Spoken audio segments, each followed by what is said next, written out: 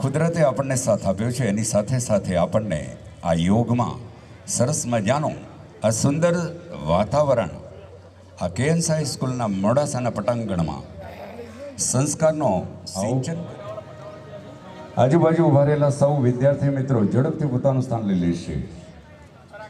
હજી ઘણા બધા ભાઈ બહેનો બાજુમાં ઊભા છે, એમને વિનંતી, વ્યાયામ શિક્ષકો, ટીચરો પોતાની જગ્યા લઈ લેશે ઝડપથી.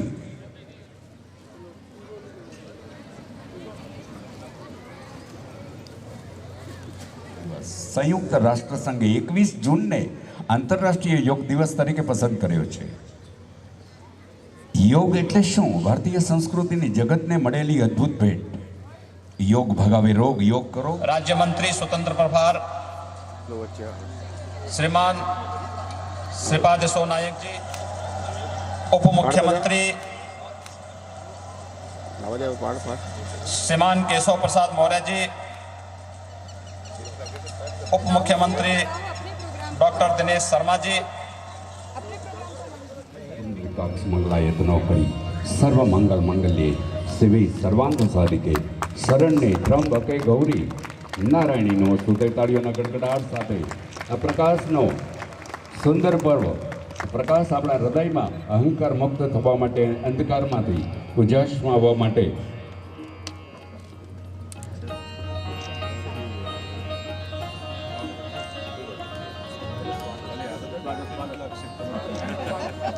અને હવે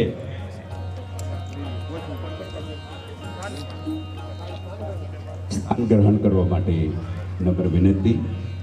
આદરણીય માનનીય પ્રભારી મંત્રી શ્રી, આદરણીય કલેક્ટર શ્રી એમને બ્રોકેથી સન્માન કરશે. ત્યારબાદ રવિ ભંડારી સિનિયર સિટીઝન હેલ્થ ચેકઅપનો તેઓ પણ માનનીય પ્રભારી મંત્રી શ્રીને બુકેથી સન્માન. રણવીરસિંહ ડાભી,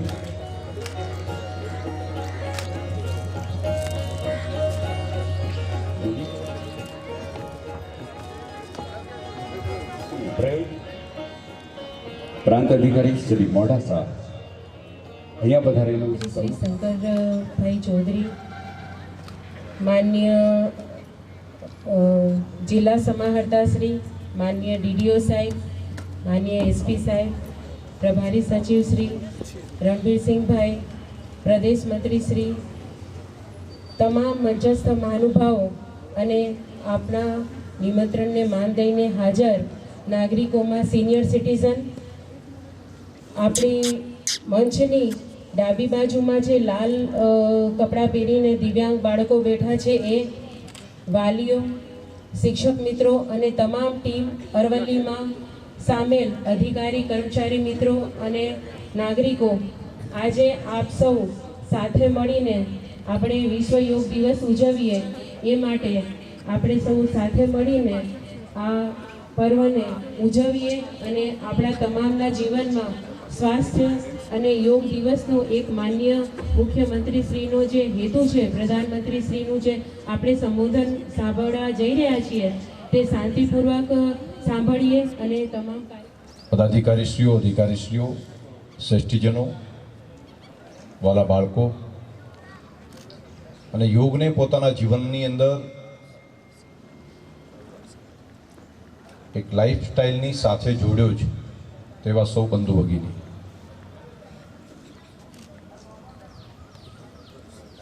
યોગ એ આપણી પ્રાચીન દુનિયાને આપેલી દેન, પરંતુ ઘણા વર્ષોથી ભૂલાઈ ગયેલી હતી અને તે હવે વૈશ્વિક સ્તર પર પ્રસ્થાપિત કરવાનું કામ આપણા પ્રધાનમંત્રી શ્રી નરેન્દ્રભાઈ મોદીના નેતૃત્વમાં આ સરકારે કર્યું અને દુનિયાએ યોગને જે આપણી પ્રાચીન પરંપરા હતી એ આપણી દેન એને સ્વીકાર્યો. એટલે એક હિન્દુસ્તાનના નાગરિક તરીકે આપણે બધા ગૌરવ અનુભવીએ છીએ કે દુનિયાએ હિન્દુસ્તાન તરફ આપણું કંઈક વિશેષ હતું એને એક્સેપ્ટ કરવાનું કામ કર્યું. અત્યારે વિવિધ સંસ્થાઓ ખાસ કરીને રામદેવજી મહારાજ જે આજે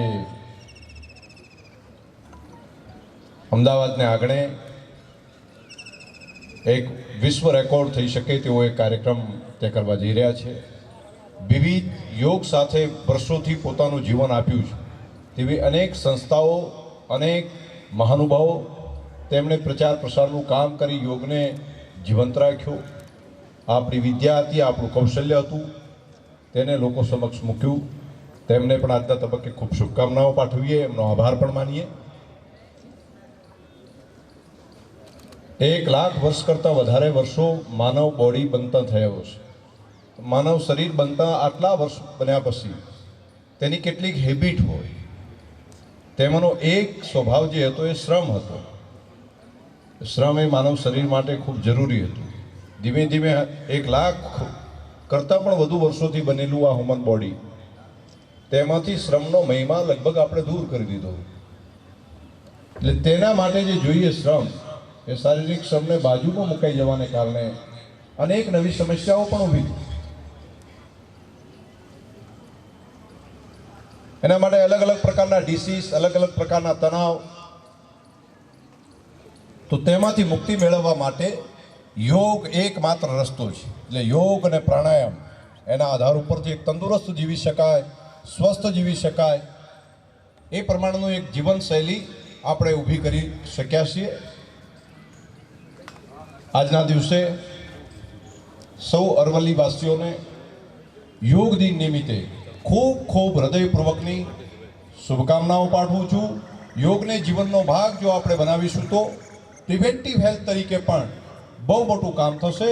બીમાર પડ્યા પછી સારવાર કરવી તેના કરતાં બીમાર ન પડીએ તે માટે સૌથી સારું કામ એ શરીર માટે અને મન માટે પણ યોગ જેવું શ્રેષ્ઠ કોઈ સ્થાન નથી. તો યોગને જીવનનો ભાગ આપણે બધા બનાવીએ. એ જ વાત સાથે પુનઃ જિલ્લા વહીવટીતંત્ર અને સૌ અરવલ્લી વાસીઓને શુભકામનાઓ કે તમે સરસ મજાનું આજના દિવસનું આયોજન કર્યું. ખૂબ ખૂબ આપ સૌને પુનઃ सर्वाधिक वोटों से कम समय में जब योग को अंतर्राष्ट्रीय दिवस के रूप में स्वीकृति दी, तब से लेकर के आज दुनिया का शायद ही कोई देश होगा जहां पर योग के संबंध में कोई कार्यक्रम न होता हो, योग के प्रति आकर्षण न बढ़ा हो, जागरूकता न बढ़ी हो.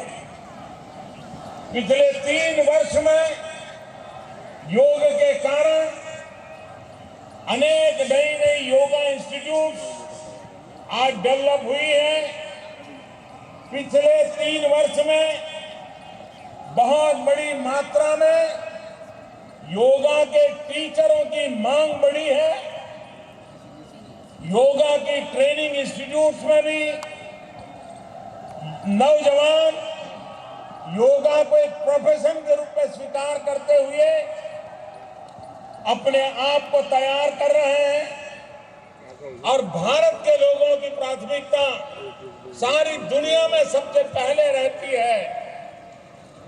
एक जमाना था हर कोई अपने अपने तरीके से योग करते थे.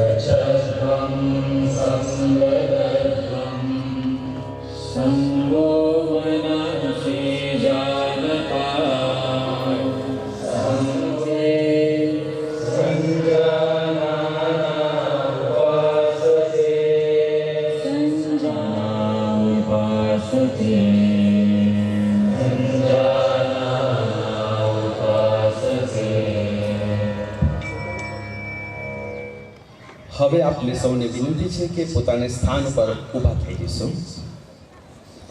સૂક્ષ્મ ક્રિયા એટલે શરીરના દરેક અંગોના જોડાણની ક્રિયા. સૌથી પહેલા કદ છોડતા છોડતા માથું આગળની તરફ દાઢી છાતીને અડે તે રીતે કરીએ. શ્વાસ લેતા લેતા માથું પાછળની તરફ લઈ જઈએ. ગરદનને જમણી બાજુ નમાવીએ. આપના કાન ખભાને અડે તે રીતે. શ્વાસ લેતા લેતા મૂળ સ્થિતિમાં પાછા આવીએ. તેવી જ રીતે શ્વાસ છોડતા છોડતા ગરદનને ડાબી બાજુ નમાવીએ. શ્વાસ છોડતા છોડતા મૂળ સ્થિતિમાં આવીએ. હવે ત્રીજી સ્થિતિ માટે તૈયાર. શ્વાસ છોડતા છોડતા ગરદનને જમણી બાજુ ખભા તરફ, ખભાની સમાંતર 180 ડિગ્રીના અંશ ખૂણો બનાવીએ. શ્વાસ લેતા લેતા મૂળ સ્થિતિમાં. તેવી જ રીતે ડાબી બાજુ શ્વાસ છોડતા છોડતા ગરદનને ઘુમાવીએ. મૂળ સ્થિતિમાં પાછા ફરીએ. એન્ટી ક્લોકવાઇઝ શ્વાસ લેતા દાઢી નીચે લગાવીએ. ડાબી બાજુ થઈ પાછળ બહારની બાજુ. શ્વાસ છોડતા છોડતા બંને હાથને નીચે મૂળ સ્થિતિમાં લાવો. આવી જ ક્રિયાને ફરીથી દોહરાવીએ 5 વાર. ફરીથી આકાશ તરફ હાથ, આકાશ તરફ, ફરીથી નીચે, ફરીથી ઉપર તરફ, ફરીથી નીચે. મૂળ પોઝિશનમાં આવીશું. સ્કંદ ચક્ર. આકાશ તરફ હથેળી રાખો અને કોણીથી વાળીને ખભા ઉપર મૂકો. બંને કોણીને છાતીની સામે સ્પર્શ કરો. તે રીતે ઘડિયાળના કાંટાની દિશામાં હાથ ઉપરથી પાછળની સાઈડે થઈને નીચે તરફ 5 વાર કરીશું.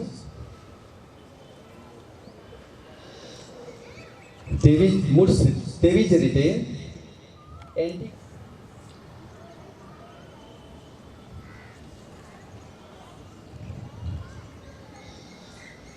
કમરની સ્કંદ ક્રિયા કરીએ. શ્વાસ છોડતા છોડતા સરને જમણી એ રીતે પાછળ મુખ લઈ જઈએ. શરીરને ઘુમાવીએ. શ્વાસ લેતા મૂળ સ્થિતિમાં પાછા ફરીએ. હવે શ્વાસને બહાર કાઢતા કાઢતા ડાબી બાજુ શરીરને ઘુમાવીએ. જમણો હાથ ડાબા ખભાને સ્પર્શ થાય તે રીતે. શ્વાસ લેતા લેતા મૂળ સ્થિતિમાં પાછા ફરીએ. શ્વાસ લેતા લેતા મૂળ સ્થિતિમાં ઊભા થઈએ. ફરીથી ઢીચણમાંથી પગ વાળી ખુરશી પર બેસતા હોય તેવી ક્રિયા કરીએ. આવી ક્રિયા 3 વાર કરીશું. ફરીથી બેસીશું. ફરીથી મૂળ સ્થિતિમાં ઊભા રહીશું. હથેળીઓ બહારની તરફ કરી શ્વાસ લેતા લેતા બંને હાથ ઉપરની તરફ ખેંચો. શ્વાસ રોકો. બંને પગની એડીઓ ફક્ત પગની આંગળીઓ પર ઊભા રહેવાનું છે. શ્વાસને છોડતા પગની એડી જમીન પર અને બંને હાથ પડખે થઈ પહોળા કરી ઉપરથી નીચે મૂળ સ્થિતિમાં લાવો. શ્વાસ લેતા લેતા મૂળ સ્થિતિમાં સીધા આવો. વિશ્રામ કરો. હવે આપણે ત્રિકોણાસન તરફ. ફક્ત જમણા પગને 2 ફૂટ દૂર કરો. ફક્ત જમણો પગ. જમણા હાથને જમણા પગ સ્પર્શ. નજર ડાબા હાથ બાજુ આકાશ તરફ. 10 સેકન્ડમાં 2 ફૂટ. હાથ જમીનને સમાંતર. હાથના પંજા સામે. ડાબા પગને સાઈડ કરો. શ્વાસ છોડતા છોડતા ડાબો હાથ ડાબા પગને સ્પર્શ કરે. નજર જમણા હાથ તરફ આકાશ બાજુ. શ્વાસ લેતા લેતા મૂળ સ્થિતિમાં પાછળથી સીધા કરી પાગે મૂકો. હાથની આંગળીઓ જમીન તરફ રાખો. શ્વાસ અંદર લેતા માથું અને શરીરને પાછળના તરફ ઝુકાવીએ. 10 થી 30 સેકન્ડ. શ્વાસ છોડતા બંને હાથને સમાંતર આગળ ખેંચો, લંબાવો. દાઢીને જમીનનો સ્પર્શ થાય તે રીતે સામે દેખો. શ્વાસ લેતા લેતા મૂળ સ્થિતિમાં, શ્વાસ છોડતા વજ્રાસનમાં આવો. ત્યારબાદ દંડાસનમાં ડાબી બાજુથી પગ સીધા કરો, દંડાસનમાં, અને એડી બહારની બાજુ રહે તે રીતે બેસો. બે ઘૂંટણ વચ્ચે વધુ અંતર રાખો. શ્વાસ લેતા બંને હાથોને બાજુમાં ખભાને સમાંતર રાખી, હથેળી આકાશ તરફ રાખી બંને હાથોને કોણીથી વાળી, માથા પાછળ વિપરીત પીઠ પર, જમણો હાથ ડાબા પીઠ પર, ડાબો હાથ જમણી પીઠ પર. હથેળીઓ મૂકો. આ અવસ્થામાં થોડી વાર રહો. શ્વાસ લેતા પુનઃ મૂળ સ્થિતિમાં હાથ પરત લાવો. વજ્રાસનમાં બેસો. વિશ્રામમાં બેસીએ. બંને પગને ડાબી બાજુથી બાજુ જુઓ. શ્વાસ લેતા આપના હાથને બહાર કાઢો, થોડો લઈ. જમણો હાથને પંજો ડાબા પગની બાજુમાં, જમીન સ્પર્શ. ડાબો હાથ માથું પાછળ લઈ જાઓ. શ્વાસ લેતા લેતા મૂળ સ્થિતિમાં, ગરદન પાછળ તરફ ઝૂકેલી. હવે પેટ પર સુતા સુતા આસન કરીશું. આપ સૌને વિનંતી કે આપ અંદર તરફ ખેંચો. માથું જમીન પર, આંગળીઓ છાતી અને ખભા પાસે આવે તે રીતે રાખો. શ્વાસ લેતા લેતા જમીન પર હાથ લાંબા કરો, પગ પહોળા કરી, પછી મકરાસનમાં આવો. ડાબા હાથ પર જમણા હાથને હથેળી, માથું જમણી બાજુ ખભો રહે તે રીતે, નીચે રહે તે રીતે, હથેળી આકાશ તરફ રહે તેવી રીતે. શ્વાસ અંદર લેતા બંને પગ એક સાથે 30 ડિગ્રીનો ખૂણો બને તે રીતે ઉપર ચડતા સુધા આકાશ તરફ મુખ રહેશે.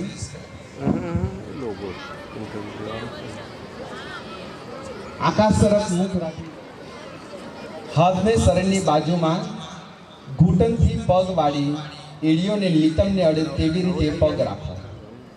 શ્વાસ છોડતા ધીરે ધીરે મૂળ સ્થિતિમાં પરત ફરે. પગ લાંબા.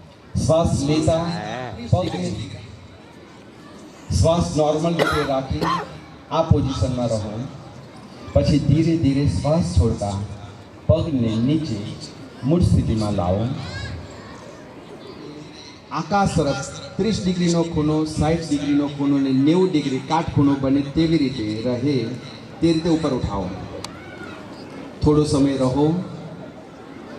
શ્વાસ છોડતા છોડતા ધીરે ધીરે પગને નીચે મૂળ સ્થિતિમાં પાછા લાવો. પવન મુક્ત આસન માટે તૈયાર થઈએ. બંને પગને ઘૂંટણથી વાળો અને જાંઘને છાતી તરફ લાવો. છાતી